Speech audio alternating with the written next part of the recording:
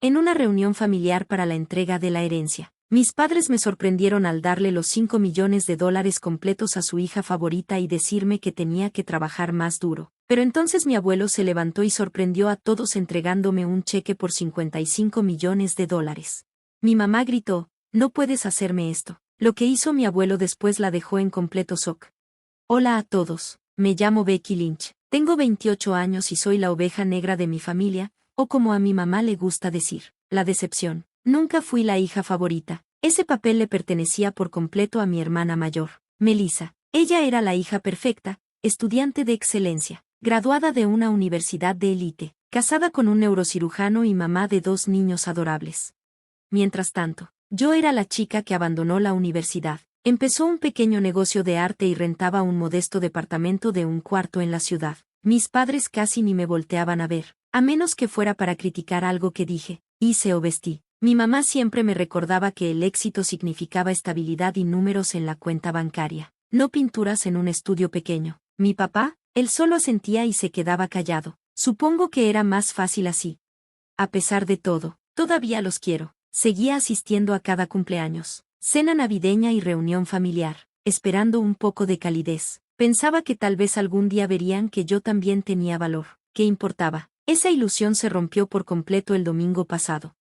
Estábamos todos reunidos en la finca de mis padres, la casa grande en la colina en la que nunca me habían invitado a vivir, ni siquiera en mis peores momentos. Mis padres habían invitado a todos bajo el pretexto de un brunch familiar, pero algo se sentía raro desde que entré. La mirada brillante de mi mamá, la sonrisa engreída de Melissa que no podía ocultar. La tensión en el aire era densa, aunque todos los demás parecían relajados.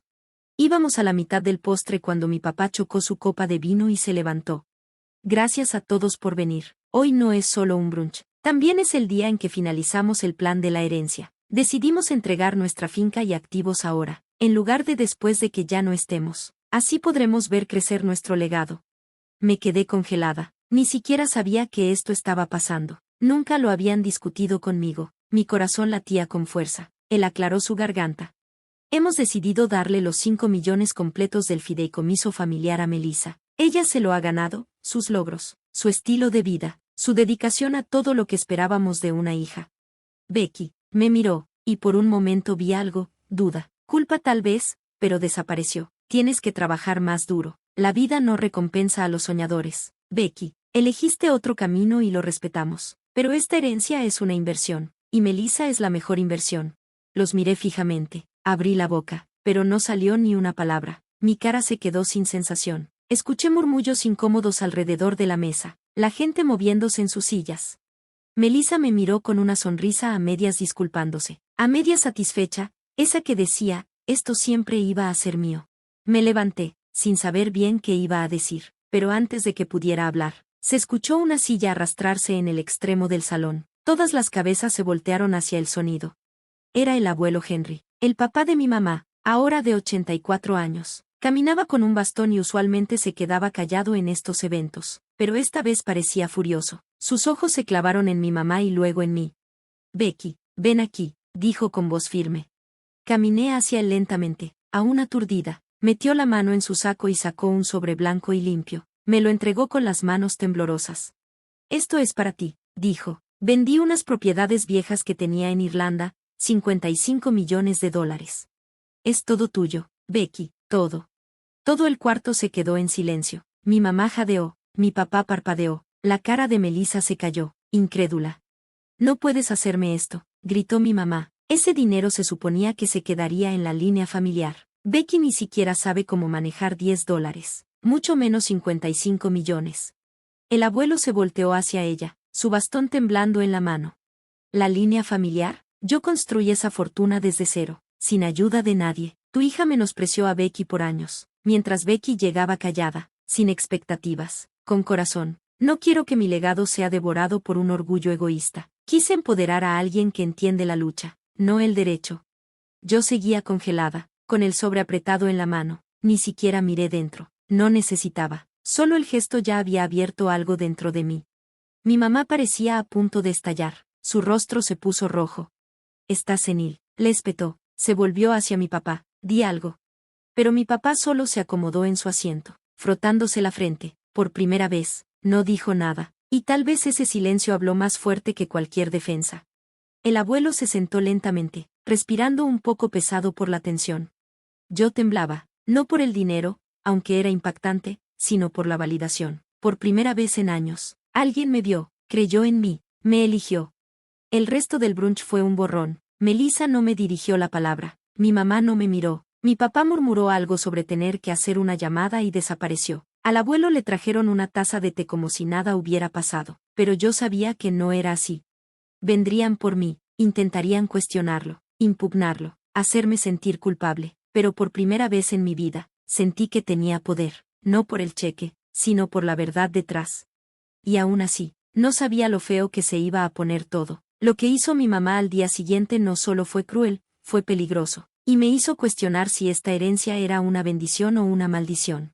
Esa noche apenas dormí. El sobre con el cheque de 55 millones estaba en la cocina como una bomba de tiempo luminosa. Cada vez que pasaba por ahí, sentía un extraño cóctel de emociones, incredulidad, miedo, enojo y algo que no sentía desde hace años, autoestima.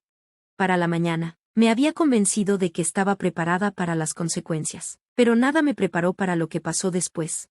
Mi teléfono no paraba de sonar. Ignoré la mayoría de llamadas, mi hermana, mi papá, un par de primos. Luego llegó un mensaje de Melissa. Mamá está en crisis. Dice que manipulaste al abuelo, solo para que sepas. Lo leí parpadeando. ¿Manipulada? Ni siquiera sabía que el abuelo tenía ese dinero. Pero claro, la idea de que yo fuera valiosa por mis propios méritos era impensable para ella. Más tarde, salí a la calle a comprar un café. Cuando regresé, algo me hizo sentir mal. La puerta estaba entreabierta. Se me cayó el estómago. La empujé y me congelé.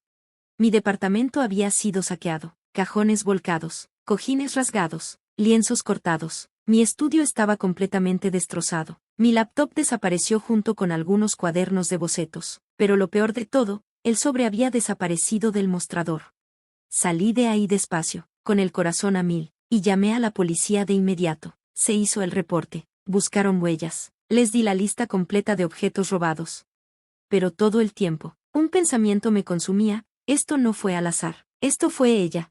A la mañana siguiente, recibí la confirmación que temía. El abogado de mi abuelo llamó. Alguien había intentado depositar un cheque del patrimonio privado en otra cuenta, una cuenta conjunta entre mi mamá y mi papá.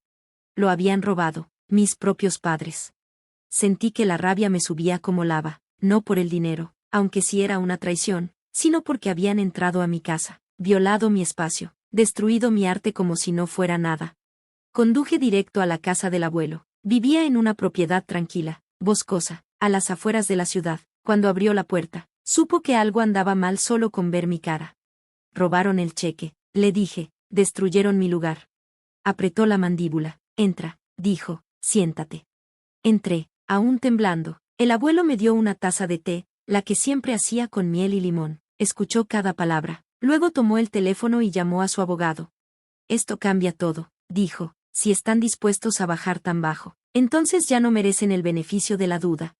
Para la mañana siguiente, los documentos legales estaban listos. El cheque fue anulado. Se hizo una transferencia nueva directamente a un fideicomiso a mi nombre, con los fondos ya asegurados en una cuenta privada. Aunque alguien más intentara interferir, ya no podrían tocarlo.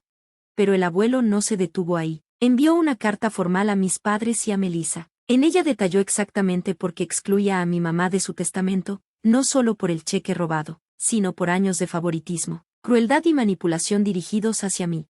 No se guardó nada. Criaste a una hija para que se sintiera como una reina y a otra para que se sintiera basura, escribió, y aún te preguntas por qué elegí a Becky, porque ella nunca dejó de presentarse, aunque hicieron que fuera insoportable para ella hacerlo. El chat familiar explotó. Mi mamá me acusó de haberle dado la espalda al abuelo. Melissa intentó hacer de pacificadora, pero sus mensajes olían a interés propio. Mi papá rompió su silencio con un solo mensaje escalofriante. Te arrepentirás de destruir a esta familia. Pero yo no respondí, ya había terminado. Lo que siguió dejó a todos más sorprendidos que la herencia. El abuelo me invitó a mudarme a su finca. Es demasiado grande para mí ahora, dijo, y necesita a alguien que realmente la cuide. Ayúdame a cuidar la propiedad. Quédate todo el tiempo que quieras. Acepté, no porque quisiera una mansión o lujo, sino porque por primera vez sentí un hogar, un lugar donde no tenía que estar siempre a la defensiva. Melissa apareció en las rejas una semana después. La vi desde la ventana de arriba. Tocó el interfono 3 veces antes de que el abuelo contestara. No eres bienvenida aquí, dijo calmado. Melissa gritó algo sobre lealtad y traición, pero fue inútil. Las rejas nunca se abrieron. Entonces llegó el punto de quiebre. Mi mamá se hizo pública en Facebook, de todas partes. Publicó una historia larga y dramática sobre cómo su padre había sido manipulado por su nieta artista fracasada y emocionalmente inestable. Lo presentó como abuso a un adulto mayor. Alegó que yo lo había aislado. Etiquetó a casi todos los familiares, amigos y conocidos de la iglesia. Por un momento, tuve miedo de que la gente le creyera, pero luego pasó algo increíble. Los comentarios empezaron a llegar. Personas que conocían a nuestra familia personalmente, que habían visto el abuso sutil que sufrí creciendo, salieron a defenderme. Becky siempre fue el archivo expiatorio, escribió un primo. Otro agregó, hasta una vieja amiga de la secundaria me escribió en privado. Yo iba a tu casa y me daba tanta pena verte. Melissa era la favorita, todos lo sabían. Me alegra que por fin te estén viendo. La marea cambió. Mi mamá borró la publicación 2 días después, pero el daño a su reputación ya estaba hecho, no al mío. Y yo abrí un nuevo estudio de arte, uno propio, pagado con una fracción de la herencia. Creé una organización sin fines de lucro que provee materiales de arte y mentoría gratuita a niños en situación de pobreza, algo con lo que soñaba desde hace años. La llamé el Proyecto Becky. El abuelo fue el primero en donar. Cada tanto, recibo mensajes de Melissa, usualmente una sola palabra, injusto. Pero aquí está la cosa, la vida no fue injusta con ella, solo que finalmente tuvo que jugar sin trampas. La última vez que vi a mi mamá fue 6 meses después, en la boda de un primo lejano. No me habló, apenas me miró, pero el abuelo estuvo a mi lado toda la noche, tomando mi brazo, sonriendo orgulloso cada vez que alguien felicitaba el nuevo estudio o la obra de caridad. Tú siempre has sido la fuerte, Becky, susurró.